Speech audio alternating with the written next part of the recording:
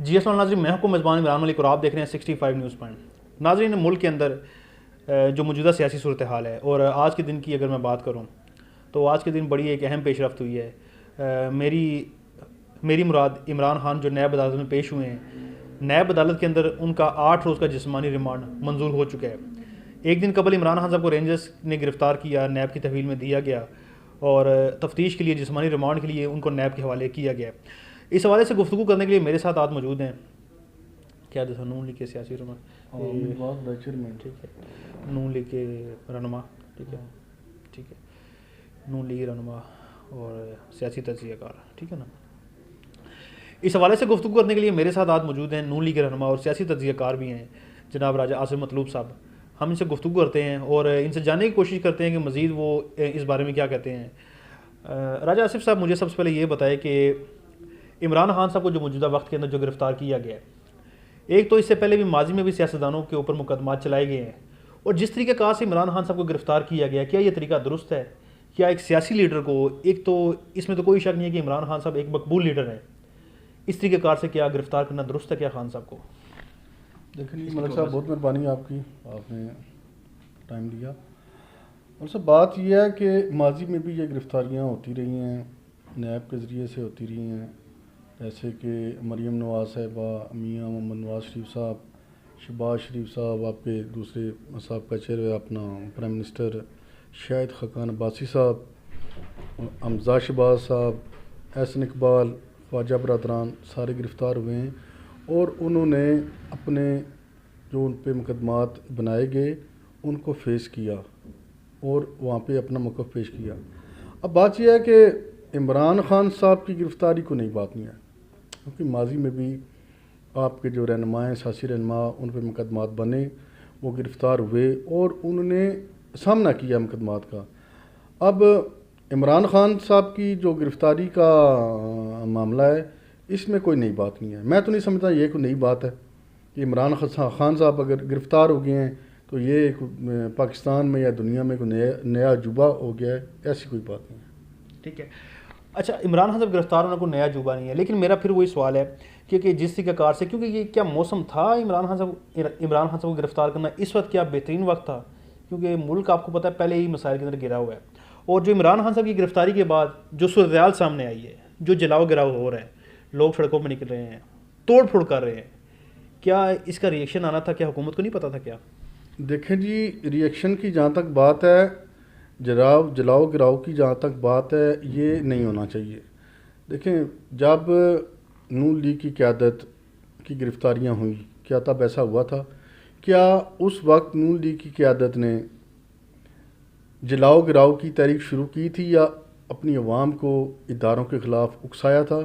اب یہ شر پسند عناصر جو ان کی پیداوار ہے، بعض جگہوں پہ تو ایسا بھی سنا جا رہا ہے کہ یہ پیٹ جوان بچوں کو کچھ پیسے دے کے ان کو اکسایا جاتا ہے اور جلاؤ گراؤ کی تحریک۔ اب جب دیکھیں کہ پچھلی گرفتاریوں میں جو بھی رہنما گرفتار ہوئے ہیں، انہوں نے اپنی گرفتاریاں دی ہیں اور اپنا موقف پیش کیا ہے۔ اب جلاؤ گراؤ کی تحریک انہوں نے اگر شروع کی ہے تو اگر کوئی سیاسی کارکن گرفتار ہوتا ہے تو وہ آپ کو اکسانا شروع کر دیتا ہے کہ آپ آرمی کی املاک کو نقصان پہنچائیں یا سرکاری املاک کو نقصان پہنچائیں یا ملک میں آپ خانہ جنگی شروع کر دیں، ایسی کوئی بات نہیں۔ اب ہونا تو یہ چاہیے کہ عمران خان صاحب گرفتار ہوئے ہیں، دیکھیں ایسے تو نہیں گرفتار ہوئے، ان پہ مقدمات ہیں، ان کا کام ہے مقدمات کا سامنا کرنا، اپنا موقف پیش کرنا، ٹھیک ہے، اور اس میں کبھی بھی عوام کو اشتعال انگیزی کی طرف نہیں لے کے جانا چاہیے۔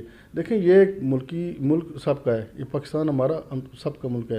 اب ایک بندے کی خاطر یا ایک پارٹی کی خاطر اگر وہ اس کو گرفتار کیا جاتا ہے تو آپ کیا ملک میں افراتفری شروع کر دیں گے؟ ملک میں خانہ جنگی شروع کر دیں گے؟ وہ تو دیکھیں ایک مقبول لیڈر ہے نا، یہ ماننا پڑے گا آپ کو کہ فالورز ان کے ہیں، ان کے چاہنے والے ہیں، ان کو اکثریت رائے وہ رکھتے ہیں لوگ۔ تو جب ان کا لیڈر گرفتار ہوا ہے، لوگ سڑکوں پہ تو آئیں گے، وہ ملک صاحب آپ کی بات بالکل، دیکھیں احتجاج ریکارڈ کرائیں گے۔ جب فضل الرحمان صاحب کا ملین کتنا بڑا ملین مارچ ہوا تھا، ٹھیک ہے، وہاں پہ دیکھیں آپ، انہوں نے بہت منظم طریقے سے وہاں سے چلے، انہوں نے جو اپنی منزل تک پہنچے اور پرسکون بیٹھے رہے، اور آپ دیکھیں کہ ایک گملہ بھی نہیں ٹوٹا تھا، پتہ بھی نہیں ہلا تھا۔ یہی پاکستان تھا، انہوں نے احتجاج ریکارڈ کرایا. لیکن کیا آپ اگر کوئی سیاسی لیڈر چوری کرتا ہے, ڈکیتی کرتا ہے, کرپشن کرتا ہے اور اس پہ مقدمات ہوتے ہیں تو اس کے جو فالورز ہیں وہ کیا ملک میں افراتفری پیدا کرنا شروع کر دیں گے؟ یہ بات بالکل نہیں. آپ نے فضل الرحمان صاحب کا حوالہ دیا. فضل الرحمان صاحب نے ہی تو یہ عوام کو راستہ دکھایا جی ایچ کیو جانے کا. ماضی میں جب وہ آئے تھے تو وہ کہہ رہے تھے کہ ہم جی ایچ کیو کی طرف جائیں گے, ہم اپنا احتجاج پنڈی میں جا کے ریکارڈ کروائیں گے. تو فضل الرحمان صاحب کا جو احتجاج تھا وہ جائز ہو گیا, اور اب یہ ناجائز کیسے ہے؟ راستہ تو انہوں نے دکھایا یہ سارا عوام کو. بالکل آپ کی بات بالکل 100% ہے. دیکھیے انہوں نے اپنا احتجاج ریکارڈ بھی کیا اور انہوں نے بھرپور طریقے سے احتجاج کیا بھی.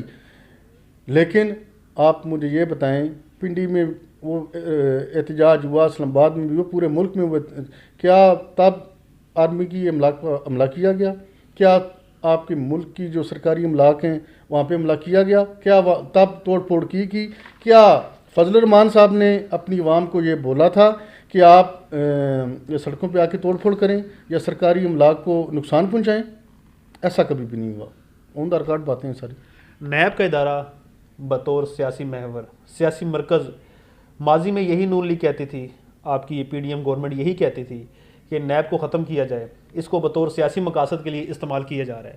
تو اب یہی نیب عمران خان صاحب کے حوالے سے کیس بنا رہا ہے, ان کو اٹھایا جا رہا ہے, گرفتار کیا گیا ہے, 8 روز کا ریمانڈ بھی ان کا لے لیا گیا ہے. تو سوالات تو اٹھیں گے نیب کے اوپر.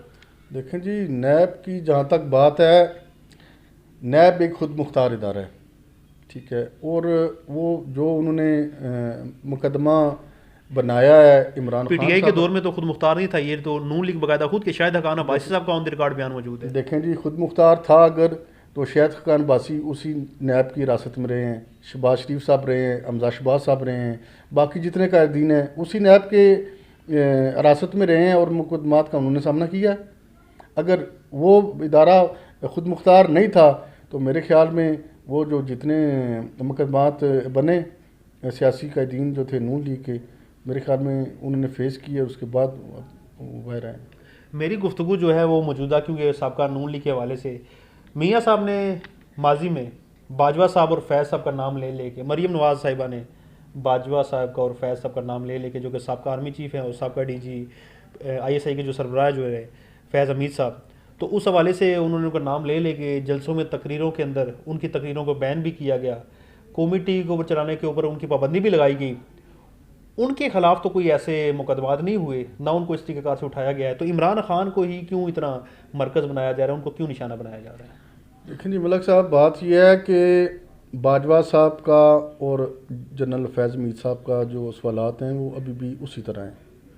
بات یہ ہے کہ میاں نواز شریف صاحب نے, فضل الرحمان صاحب نے اور مریم بی بی نے ان 2 شخصیات کے اوپر باتیں کی تھیں, نہ کہ پورے ادارے کو بدنام کیا تھا. اب آپ یہ دیکھیں کل سے کیا شروع ہوا ہے, کتنی آپ کی آڈیوز بھی آپ آج وہ بریکنگ نیوز بنی ہوئی ہیں چینلز کی کہ کور کمانڈر کے گھر چلے جائیں, کور کمانڈر جو آپ کا لاہور کا اپنا ہے اس پہ جلاؤ گراؤ کیا جائے, اور پنڈی میں جی ایچ کیو میں آپ رات کو دیکھیں کہ وہاں پہ کتنی اشتعال انگیزی ہوئی ہے اور وہاں پہ حملہ کیا گیا ہے. فیض آباد میں آئی ایس ایس کے دفتر کے بعد آپ دیکھیں ان کے ساتھ بھی ایسا کیا گیا ہے. کیا اس دورانیے میں یا جتنے بھی انہوں نے جلسے کیے ہیں یا جتنے مارچ کیے ہیں, کیا کسی کور کمانڈر کے گھر پر یا اپنا آرمی کی جو امارات ہیں وہاں پہ حملہ کیا گیا, یا جی ایچ کیو میں جیسے کل رات کو ہوا کیا ویسے کیا گیا؟ نہیں, ادارے کو کبھی بھی ہٹ نہیں کیا گیا.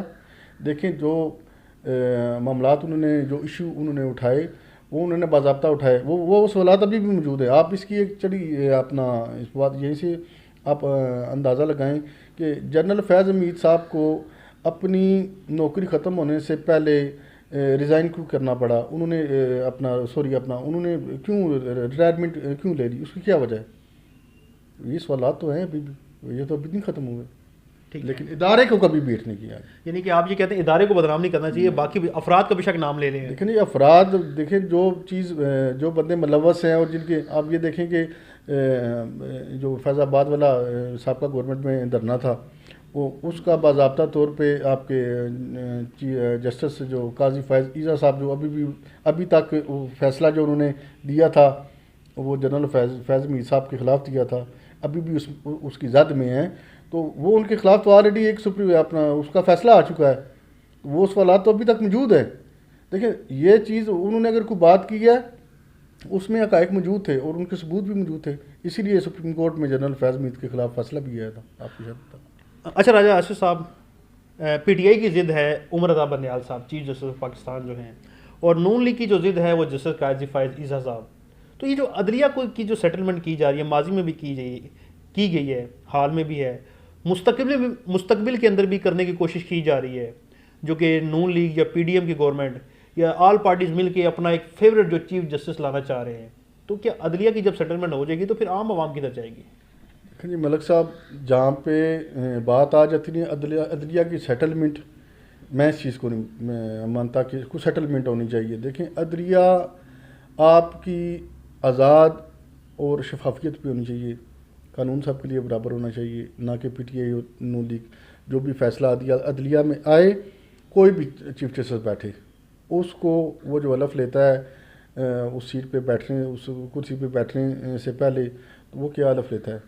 قانون دیکھیں، ترازو کا سائن آپ کے سامنے لگا ہوا ہوتا ہے، تو اس کے دونوں پلڑے برابر ہوتے ہیں، اس میں سیٹلمنٹ والی بات کو میں ایکسیپٹ نہیں کرتا۔ میں آخر میں بس دو سوال آپ سے مزید کروں گا۔ ایک یہ موجودہ حالات کے اندر پاکستان جو کہ آئی ایم ایف قرضہ دینے کو تیار نہیں ہے، مہنگائی ہے، لوگ پریشان ہیں، بے روزگاری ہے، بجلی کے بلوں کے حوالے سے جو مہنگائی آگے ہونے جا رہی ہے، پیٹرول کی قیمتوں کے حوالے سے اشیاء خوردنوش کی قیمتیں دن بدن بڑھتی جا رہی ہیں، کیا یہ بہترین وقت تھا کہ جب عمران خان صاحب کو اٹھایا گیا ہے اور ان کے اوپر مقدمات بنائے گئے ہیں، رینجرز کی اتنی نفری کے اندر ان کو اٹھا کے لے کے جایا گیا، نیب کی تحویل میں دیا گیا، کیا یہ وقت تھا کہ جب اتنا ضروری تھا؟ کیا یہ اکتوبر کے بعد بھی ہو سکتا تھا، الیکشن کے بعد بھی ہو سکتا تھا، ابھی اس کو کیوں کیا گیا؟ دیکھیں ملک صاحب، یہاں پہ بات آ جاتی ہے ملک کی سالمیت کی اور ملک کی اسٹیبلٹی کی۔ آپ کی بات کا جواب میں تھوڑی سی تفصیل میں دینا چاہوں گا۔ بات یہ ہے کہ ہمارے ملک میں 98 سے لے کے آئی تھنک 2008 تک سمجھ لیں کہ ایمرجنسی نافذ تھی، مشرف دور تھا، سب کے سامنے سب کے سامنے، ٹھیک ہے۔ اور اس کی باقیات آپ دیکھیں کہ جب 2013 میں ایک مخلوط گورنمنٹ تب بھی تھی جس میں آپ کی کاف لیگ اور باقی سیاسی پارٹیاں اور ساتھ میں پیپلز پارٹی بھی شامل تھی۔ اب یہ دیکھیں کہ اس کی باقیات 2008 سے لے کے 2013 تک، 2008 میں چھوٹی سی بات آپ کو سمجھانا چاہتا ہوں، یہی بات اگر عوام سمجھ جائے تو میرے خیال میں ہمارا ملک ٹھیک ہو جائے، ان کو پتہ چلے کہ ہمارے ملک میں مفاد میں کون سے سیاسی قائدین ہیں اور کون سی سیاسی پارٹیاں ہیں اور ہمارے خلاف کون سی پارٹی۔ 2013 بجلی غائب تھی، گیس کی لائنیں آپ کو پتہ ہے گاڑیوں کی 2-2 کلومیٹر تک تھیں، گھریلو لوڈ شیڈنگ تھی، بجلی کی بھی تھی، گیس کی بھی تھی، اور ڈالر آپ کی پوزیشن آپ کو پتہ ہے کہاں پہ تھی۔ اب 2013 سے لے کے 2018 کا پاکستان دیکھیں، جس میں بھی 2014 کے بعد ایک قلیل وقت میں 2014 کے بعد 126 دن کا دھرنا بٹھا دیا گیا اور گورنمنٹ کو کام کرنے نہیں دیا گیا۔ اس کے باوجود آپ دیکھیں کہ 2013 سے لے کے 2018 تک ہمارے ملک میں جو 2013 کی گورنمنٹ کے بعد جو مہنگائی تھی اس کا کیا تسلسل ٹوٹا، وہ مہنگائی ریورس ہوئی یا آگے گئی؟ ایک بات اس میں آپ کی بجلی کے اور گیس کے ذخائر بڑے، لوڈ شیڈنگ میں کمی آئی یا اس میں زیادتی ہوئی؟ تیسری چیز، مہنگائی جو 2013 میں تھی اور 2018 میں کیا پوزیشن تھی وہ آپ کے سامنے ہے، اس کا موازنہ آپ کر سکتے ہیں۔ تیسری بات، کیا 2018 کے بعد 2022 تک کا جو ٹینیور عمران خان صاحب کی جب بات کرتے ہیں ان کو گرفتار کیا گیا اور یہ وقت تھا یا نہیں تھا؟ دیکھیں ملک کی سالمیت کے لیے کسی بھی شر پسند عناصر کو بند کرنے کے لیے یا اس کا کلا کما کرنے کے لیے یا اس کو سزا دینے کے لیے کوئی وقت نہیں ہوتا، ملک کی سالمیت سب سے پہلے ہوتی ہے۔ اب یہ جہاں پہ بات یہ آتی ہے، یہ ملک کی سالمیت پہ آتی ہے، آپ ان کی تقریریں سنیں، جلسوں میں سنیں، زمان پارک کا یہ جو پچھلا ٹینیور گزرا ہے وہاں پہ کیا کیا کچھ ہوتا رہا ہے، کیا کچھ نہیں ہوتا رہا ہے، وہ سب کے سامنے ہے۔ اور وہاں پہ مطلب کہ کس طرح کی تقریریں، ایک بچہ تھا اس کی آپ نے تقریر سنی ہوگی، اور وہاں پہ جو عورتیں کر رہی ہیں وہ آپ کے سامنے ہیں۔ بات یہ ہے کہ 2013 اور 2018 کا پاکستان دیکھ لیں، اور اس کے بعد 2018 سے 22 تک کا آپ پاکستان دیکھ لیں، آپ کو فرق واضح محسوس ہوگا۔ اس کی میں آپ کو ایک دلیل واضح طور پہ دینا چاہتا ہوں کہ 2018 تک پاکستان پر کتنا قرضہ تھا، اور آپ گوگل پہ سرچ کر سکتے ہیں کہ 2022 تک اس پی ٹی آئی کی گورنمنٹ نے کتنا قرضہ لیا. 70 سالوں میں جو قرضہ پاکستان نے لیا اس کے برابر قرضہ پی ٹی آئی کی گورنمنٹ نے 4 سالوں میں لیا. اور مجھے ایک پروجیکٹ بتا دیں جو پی ٹی آئی کی گورنمنٹ نے عوام کے لیے کیا ہو یا ملک کے لیے کیا ہو. اسی کی باقیات ہیں. وہ تو عمران جو جتنے انہوں نے معاہدے کیے ہیں اسی کی باقیات یہ ہیں کہ آج ملک کی صورتحال جو ہے وہ ڈیفالٹ کی طرف جا رہی تھی. اب جب ملک کو اسٹیبلائز کیا جا رہا ہے، برانی جو ممالک ہیں جو پی ٹی آئی کی گورنمنٹ کے دورانیے کے دوران ناراض تھے وہ سارے ان سب کو راضی کر لیا گیا ہے تقریباً. اور وہ جس میں آپ کے چیدہ جو مین ہے وہ چائنا، رشیا، سعودیہ، وہ پاکستان کے ساتھ کھڑے ہوئے ہیں. ٹھیک ہے. اور اس خاص موقع پہ جب رشیا سے آپ کے سستے تیل کی کھیپ آ رہی ہے، وہ تو عمران خان صاحب کا ایک معاہدہ تھا. وہ تو کریڈٹ آپ ان کو دینا، یہ تو کریڈٹ آپ لینے کی کوشش نہ کریں نا. ان کا معاہدہ تھا تو ان کو کمپلیٹ کرنا چاہیے تھا. میرے خیال میں ان کو چلنے نہیں دیا گیا. اس کے بعد رشیا سے جو ہی آیا تو انہیں گھر بھیج دیا گیا.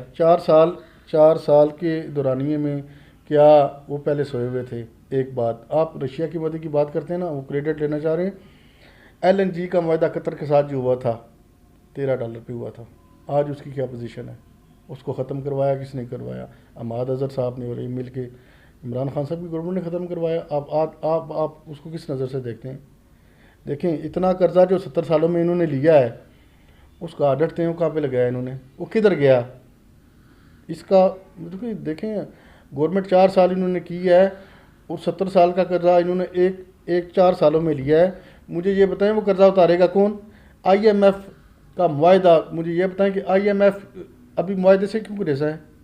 جتنے پچھلے معاہدے انہوں نے کیے ہیں عدم اعتماد کس نے پیدا کیا ہے؟ کیا اس سے پہلے عدم اعتماد پیدا نہیں ہوا؟ ان 4 سالوں کے بعد اگر سیاسی عدم استحکام، یہ جو دیکھیں آپ ماننا پڑے گا، سیاسی عدم استحکام آپ کے ملک میں ایمرجنسی بھی لگتی رہی ہے. 99 سے لے کے 2008 تک ایمرجنسی لگ رہی ہے، لیکن تب بھی عدم استحکام پہ آئی ایم ایف آپ کو قرضہ دیتا رہے. تب عدم استحکام نہیں ہے. ایمرجنسی سے زیادہ تو کچھ نہیں ہوتا. لیکن یہ 4 سالوں میں عدم استحکام تو یہ ابھی جب ان کی گورنمنٹ ختم ہوئی ہے پچھلے آئی تھنک اپریل میں یا مارچ میں، تو اس کے بعد عدم استحکام آیا. اس سے پہلے عدم استحکام نہیں تھا. بالکل آپ یہ چیز ہے. آپ بالکل درست کہہ رہے ہیں. میں آپ کی باتوں سے میں چلیں 100% نہ چاہیے لیکن چلیں 50% چلیں میں آپ سے ایگری کروں گا. سپریم کورٹ آف پاکستان نے 14 مئی کو الیکشن کا آرڈر کیا پنجاب میں. آج 10 مئی ہے، 4 دن باقی ہیں. کیا الیکشن ہوں گے یا پھر شہباز شریف صاحب بھی تیاری کر رہے ہیں گھر جانے کی؟ ان کے خلاف بھی توہین عدالت کا کیس بننے جا رہے ہیں، لیکن اس سے پہلے توہین پارلیمنٹ کا کیس بھی جو ہے نا وہ ایک قانون وہ بھی منظور ہو چکا ہے. لیکن برحال وہ بات کی بات ہے. لیکن کیا 14 مئی کو الیکشن ہونے جا رہے ہیں کہ نہیں؟ دیکھیں جی یہ بہت اچھا سوال آپ نے کیا ملک صاحب. بات یہ ہے اور دیکھیں آپ کی گفتگو سے پہلے میں یہ بات اس میں شامل کروں گا، وہ یہ کہ آئین کے مطابق 90 دن اسمبلی جب بھی کوئی تحریر ہوتی ہے تو 90 دن کے اندر اندر یا کوئی بھی سیٹ خالی ہوتی ہے 90 دن کے اندر اندر 90 دن کے بعد یا 90 دن کے اندر آپ اس کے اوپر الیکشن کروائیں آپ اس کے اوپر. ٹھیک ہے. تو اب تو یہ 14 مئی سے تو 90 دن سے اوپر یہ ٹائم گزر جائے گا. بالکل بہت اچھا سوال ہے آپ کا ملک صاحب. بات یہ ہے کہ جو بات الیکشنز کی ہے 14 مئی کو، تو آج 10 تاریخ ہو گئی ہے میرے خیال میں، تو 4 دن میں تو الیکشن والی بات نہیں ہے. ایک بات ہوگی تو یہ آئین توڑا جا رہا ہے نا. دوسری بات یہ ہے کہ ہمارے ملک میں ایسے حالات پیدا کیے جاتے ہیں اور ایسے مزید پیدا کیے جا رہے ہیں. کون پیدا کرتا ہے؟ دیکھیں جی جو بھی پیدا کرتا ہے، بچے آپ بھی نہیں ہیں ملک صاحب، ماشاءاللہ سمجھدار ہیں، بیرونی قوتیں اس میں ملوث ہیں. عمران خان صاحب بھی تو یہ بیرونی قوتوں کا ذکر کر رہے تھے بھائی کہ میری حکومت کو تباہ کر دیا گیا بیرونی قوتوں کے ذریعے، امریکہ کے ذریعے. اس بات کا میں آپ کو جواب دیتا ہوں کہ امریکہ کے ذریعے انہوں نے پہلے پرچی لڑائی، اس کے بعد انہوں نے خط دکھایا، خط دکھانے کے بعد انہوں نے کہا میری گورنمنٹ امریکہ نے گرائی. پھر انہوں نے کہا باجوہ صاحب نے گرائی، اور اس کے بعد انہوں نے مختلف محسن نقوی صاحب نے گرائی. متضاد بیانات ہیں ان کی. جہاں پہ آپ الیکشن کی بات پہ آتے ہیں، الیکشن کی بات یہ ہے کہ 14 مئی کا جو ایک فیصلہ دیا گیا ہے، جو آنریبل آپ کے چیف جسٹس ہیں عمر عطا بندیال صاحب نے، دیکھیں جب ان سے یہ درخواست کی گئی آنریبل چیف جسٹس صاحب سے کہ آپ ایک فل بینچ تشکیل دیں اور فل بینچ کے سامنے اس مدعا کو بیان کیا جائے اور اس کا فیصلہ کیا جائے، کیا وجہ تھی کہ عمر عطا بندیال صاحب فل بینچ بنانے سے گریزاں تھی؟ دیکھیں یہ باتیں بہت سے سوالات جنم لیتی ہیں. ٹھیک ہے. اب بات یہ کیا وہ پی ٹی آئی کو ڈیفینڈ کر رہے تھے. اب انہوں نے جب اس کے بعد کہا کہ سیاسی پارٹیاں آپس میں بیٹھ کے مذاکرات کر لیں اور اس کا الیکشن کا جو ٹائم پیریڈ ہے اس کو متفقہ طور پہ فائنل کر لیں. کیا ایک چیف جسٹس سیاسی پارٹیوں کو یہ اپنا حکم دینے کا کیا مجاز ہے؟ کیا وہ تو بطور ثالث کردار ادا کرے. ثالث سپریم کورٹ کا کام ہے ثالثی کا کردار ادا نہیں کرنا، بلکہ جو حقائق ہیں ان حقائق کو دیکھتے ہوئے اس پہ میرٹ پہ فیصلہ دینا. ایک بات میں آپ کو بتاتا ہوں، جہاں پہ الیکشنوں کی بات ہے، یہ کہتے ہیں الیکشن کھیلیں. دیکھیں یہ ملک ہے، الیکشن کو مذاق نہیں ہے. آج چوتھے دن الیکشن ہوں گی، خرچے اخراجات ہوتے ہیں، ادارے پابند ہوتے ہیں، سیکورٹی چاہیے ہوتی ہے، سارے معاملات ہوتے ہیں. تو وہ سیکورٹی آپ دیکھیں، وہ ساری بار لگی ہے، ساری سیکورٹی کو جو الیکشن میں لگا رہی تھی. دیکھیں میری بات سنا، کیا وجہ تھی کہ پی ٹی آئی کے جو ممبران تھے قومی اسمبلی کے، وہ ووٹ لے کے آئے ہوئے تھے عوام سے، انہوں نے استعفے دے دیے. کیا وجہ تھی کہ پنجاب میں گورنمنٹ پی ٹی آئی کی تھی اور انہوں نے وہ اسمبلی ڈیزالو کر دی. کیا وجہ تھی کہ پی کے میں ان کی گورنمنٹ تھی اور انہوں نے اسمبلیاں ڈیزالو کر لی اور پھر دوبارہ انہوں نے الیکشن کا مطالبہ کیا. کیا وہاں پہ جو ممبران قومی اسمبلی یا ممبران صوبائی اسمبلی آئے ہوئے تھے وہ ووٹ کی طاقت سے نہیں آئے تھے؟ کیا وہ ووٹ لے کے نہیں آئے تھے یا پھر وہ دھاندلی سے آئے تھے؟ دیکھیں ان کی چلتی گورنمنٹ پنجاب میں تھی، انہوں نے ڈیزولو کر کے دوبارہ الیکشن کا جو انہوں نے مطالبہ کیا، کیوں کیا، کس لیے کیا ہے؟ الیکشن کھیلنے کے لیے کیا ہے. ایک ملک کا کوئی مذاق تو نہیں ہے. دیکھیں ٹائم پیریڈ جو کسی بھی ملک کا ہوتا ہے، آپ کا ٹائم پیریڈ جب مکمل ہوتا ہے اس کے خود بخود آپ 90 دن کی جو بات کرتے ہیں، یہ کانسٹیٹیوشن میں ہے. اور وہ مطلب کہ یہ کوئی بھی گورنمنٹ ہے وہ کراتی ہے. کہ پچھلے دورانی میں 2013 سے 18 تک جب آپ کا گورنمنٹ کا نون لیگ کا ٹینیور پورا ہوا تو انہوں نے نگران وزیر اعظم بھی بٹھائے، وزیر اعلیٰ بھی بٹھائے، باقی کابینہ بھی بٹھائی اور 90 دن کے الیکشن بعد الیکشن ہو گیا.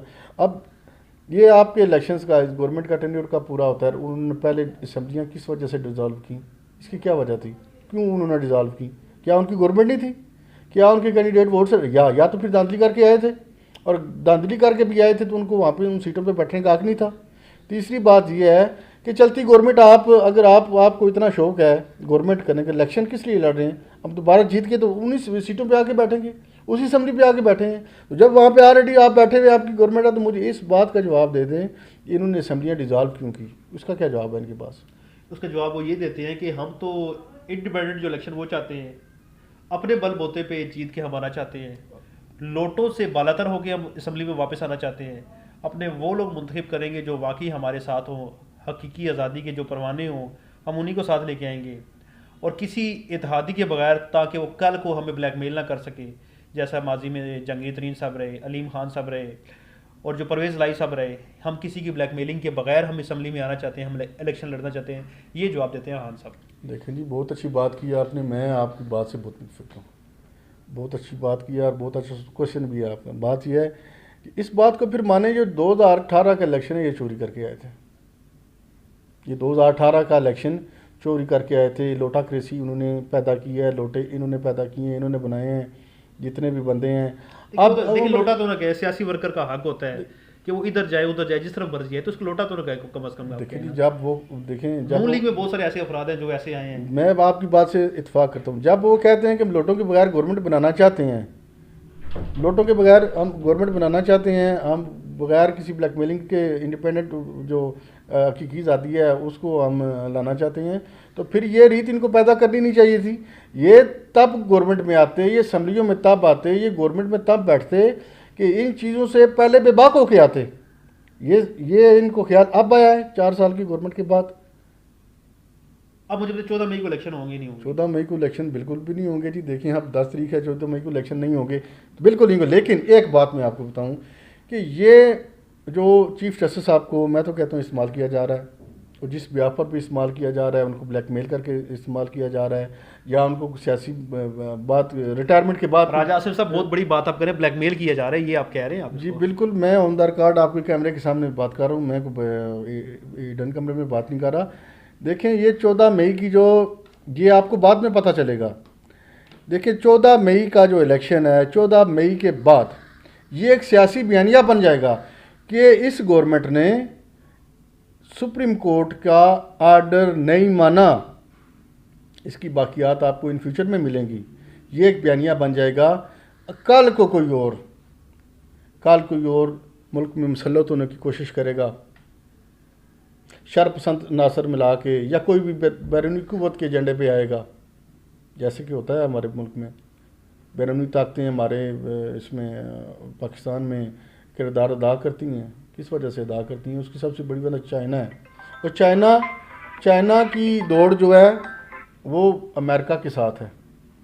اور جس چائنا کے لیے پاکستان تو میں تو کہتا ہوں سونے کی چڑیا ہے، اور اس کی سپر پاور ڈکلیئر ہونے میں کلیدی کردار پاکستان کا ہی ہوگا اگر چائنا سپر پاور کی دوڑ میں ون کرتا ہے. تو اس وجہ سے پاکستان چائنا کے لیے سونے کی چڑیا ہے. اور یہ جتنی بیرونی طاقتیں ہمارے ملک میں سرگرم ہیں، میں تو یہ سمجھتا ہوں اس کی سب سے بڑی وجہ بھی یہی ہے. اس کی سب سے بڑی وجہ بھی یہی ہے. اور جہاں تک الیکشن کی بات ہے، میں آپ کو یہ بتاؤں کہ الیکشنز کا یہ جو بیانیہ ہے، بات تھوڑی اور سائڈ پہ چلے گی.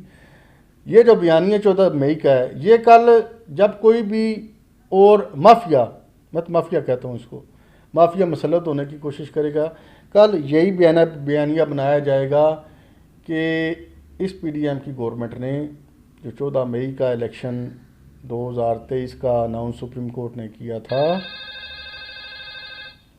وہ حکم اس گورنمنٹ نے نہیں مانا. سیاسی بیانیہ بن جائے گا بالکل. اور اس کی فیوچر میں آپ دیکھیں گے، آپ کو یہ بیانیہ جو اس کے بعد کوئی بھی مافیا سرگرم ہوگا پاکستان میں، تو یہ بالکل یہ ہر جگہ پہ بات کی جائے گی کہ 14 مئی کا الیکشن جو سپریم کورٹ نے اناؤنس کیا تھا اس کو اس پی ڈی ایم کی گورنمنٹ نے نہیں مانا. ٹھیک ہے، بالکل درست ہو گیا. اب 14 مئی کو الیکشن تو نہیں ہو رہے، یہ ہمیں حالات بھی ایسے نظر آ رہے ہیں. اکتوبر میں جو جنرل الیکشن ہونے ہیں پورے پاکستان میں، قومی اسمبلی کے، صوبائی اسمبلیوں کے، کیا وہ ہونے جا رہے ہیں؟ کیا وہ ہوں گے؟ ایسے حالات ہیں کہ وہ الیکشن ہوں گے یا وہ بھی آگے جائیں گے؟ اب وہ دیکھیں جی، یہ تو گورنمنٹ فیصلہ کرے گی. اور اگر تو حالات سازگار ہوتے ہیں ملک کے تو الیکشن ہونے چاہیے، الیکشن بالکل ہونے چاہیے. تو اور اگر یہ الیکشن نہیں ہوتے، اس کی وجہ یہ جو ناسازگار ماحول ہے اور ملک کی ڈی اسٹیبلٹی ہے، اس کے ذمہ دار بھی میرے خیال میں عمران خان صاحب ہیں. اور یہ جو حالات اب پیدا ہوئے بھی ہیں، اس کے ذمہ دار کون ہے؟ عمران خان صاحب ہیں. تو دیکھیں جس ٹائم تک آپ کا ملک اسٹیبل نہیں ہوگا تو آپ الیکشن کیسے کروائیں گے؟ جی ناظرین، راجہ عاصم مطلوب صاحب ہم سے گفتگو کر رہے تھے ملکی سیاسی صورتحال، اور خاص طور پر عمران خان صاحب کی گرفتاری کے حوالے سے کہ انہیں گرفتار کس انداز سے کیا گیا. کیا موجودہ ملکی صورتحال ایسی ہے کہ عمران خان صاحب کے اوپر جو مقدمات چلائے جا رہے ہیں وہ درست ہیں یا غلط؟ اس کا فیصلہ تو عدالتیں کریں گی، نیب کرے گی. تو ناظرین، اس کے ساتھ ہی میں آپ سے اجازت چاہتا ہوں. عمران ملک، 65 نیوز پوائنٹ، اسلام آباد.